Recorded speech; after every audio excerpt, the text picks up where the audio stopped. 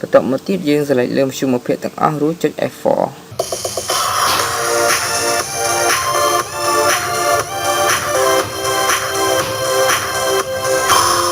បាទសូមគោរពជំរាបសួរស្វាគមន៍អ្នកទាំងអស់គ្នាមកកាន់វីដេអូមេរៀនថ្មីបន្តទៀត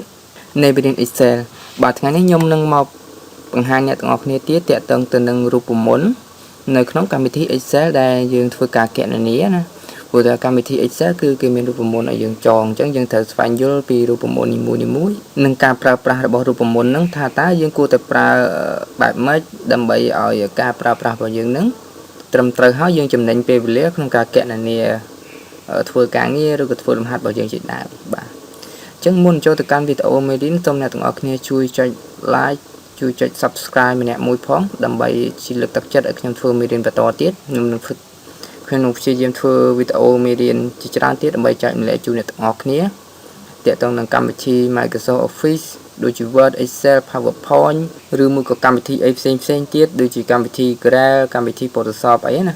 អញ្ចឹងខ្ញុំមានមេរៀនច្រើនសម្រាប់ចែកម្លែកជូនអ្នកទាំងអស់គ្នាមិនថាកម្មវិធីអីទេឲ្យតែខ្ញុំចេះខ្ញុំនឹងធ្វើបង្ហាញជូនអ្នកទាំងអស់គ្នាអូខេអញ្ចឹងយើងចូលទៅកាន់វីដេអូ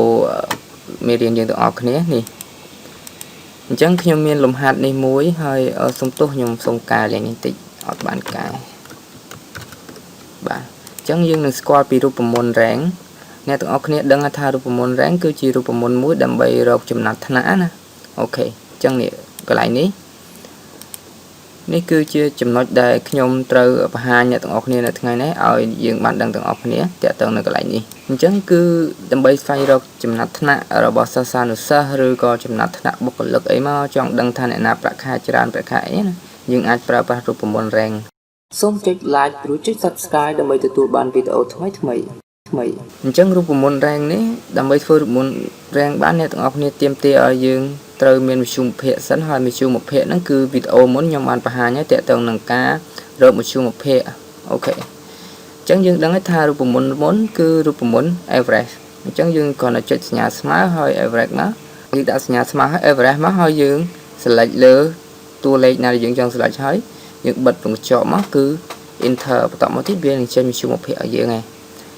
អូខេអញ្ចឹងយើងយកមជ្ឈមភាគនេះដើម្បីទៅបង្កើតជាចំណាត់ថ្នាក់មួយបាទហើយនេះគឺជារូបមន្តរបស់ rank បាទរូបមន្ត rank ដើម្បីរកចំណាត់ថ្នាក់បានគឺយើងត្រូវធ្វើបែបនេះទីមួយយើងត្រូវសរសេរពាក្យថា rank ហើយ select លើមជ្ឈមភាគណាមួយបន្ទាប់មកទៀតយើង select លើមជ្ឈមភាគទាំងអស់រួចចុច F4 បាទនេះគឺជារូបមន្ត rank យើងសរសេរពាក្យ RANK បន្ទាប់មកយើង select លើមជ្ឈមភាគណាមួយអូ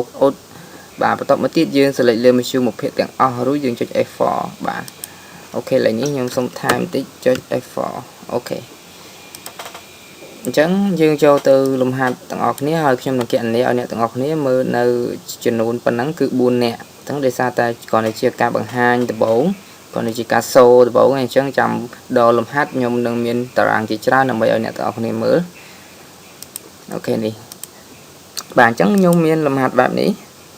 អញ្ចឹងយើងដឹងហើយថាមិញយើងត្រូវសរសេរពាក្យអីគេគឺពាក្យថាសញ្ញាស្មើហើយសុំទោសយើងត្រូវសរសេរសញ្ញាស្មើមុនអ្នកទាំងអស់គ្នាចាំថានៅក្នុង Excel គឺយើងធ្វើអ្វីក៏ដោយយើងត្រូវដាក់សញ្ញាស្មើមុនបាទយើងដាក់សញ្ញាស្មើហើយបន្ទាប់មកទៀតយើង select លើមជ្ឈមភាគណាមួយទៅឯងបាទអញ្ចឹងយើង select លើមជ្ឈមភាគលើនេះមកមួយណាក៏បាននៅក្នុងចំណោមហ្នឹងបន្ទាប់មកទៀតយើងក្បៀសមួយហើយមិញគេឲ្យយើងអីគេ select លើមជ្ឈមភាគទាំងអស់អញ្ចឹងណាអញ្ចឹងយើង select លើមជ្ឈមភាគទាំងអស់មកបាទបន្ទាប់មកទៀតយើងចុច F4 ហើយយើងបិទពង្កចកបន្ទាប់មកទៀតយើងធ្វើការ enter បាទបន្ទាប់ពី enter មកយើងចាប់ដើមដាក់បែបនេះហើយយើងចាប់ដើមទាញវាបាទនេះពេលយើងទាញមកវាចេញចេះវាចេញលេខរៀងឲ្យយើងណាបាទអញ្ចឹងនេះគឺលេខ1គាត់បានមជ្ឈមភាគ 86.67 ហើយលេខ2គាត់បានមជ្ឈមភាគ 81.33 ហើយលេខ3គាត់បានមជ្ឈមភាគ 68.33 និងលេខ4 57បាទនេះគឺជាមជ្ឈមភាគមួយដែលយើងធ្វើការគណនាបាទដើម្បីយើងធ្វើចំណាត់ថ្នាក់បានយើងត្រូវមានមជ្ឈមភាគដើម្បីយកទៅគណនាអូខេនេះអញ្ចឹងអ្នកទាំងអស់គ្នាអាចបង្កើតបន្តទៀតមកយើងអាចបង្កើតឈ្មោះបង្កើតមជ្ឈមភាគអីបន្ត ហូហាមកទៀតមកណាតែដោយសារនេះcònជាវីដេអូខ្ញុំបង្ហាញដំបូងទេអញ្ចឹងខ្ញុំដាក់តែ4នាក់ទេបាទអញ្ចឹងcònវីដេអូដំបូងអញ្ចឹងខ្ញុំដាក់4នាក់ដើម្បីកុំឲ្យអ្នកទាំងអស់គ្នាហ្នឹងមើលទៅមានអារម្មណ៍ថាយូរហើយវីដេអូវែងអូខេអញ្ចឹងយើងអាចតេស្តមើលខ្លួនឯងបានយើងសាកមើលតេស្តមើលរូបមន្តមកបាទអញ្ចឹងអ្វីដែលសំខាន់បំផុតដែលអ្នកទាំងអស់គ្នាត្រូវធ្វើនោះគឺអ្នកទាំងអស់គ្នាត្រូវចុចសញ្ញាស្មើហើយបន្ទាប់មកទៀតយើងត្រូវសរសេរពាក្យថា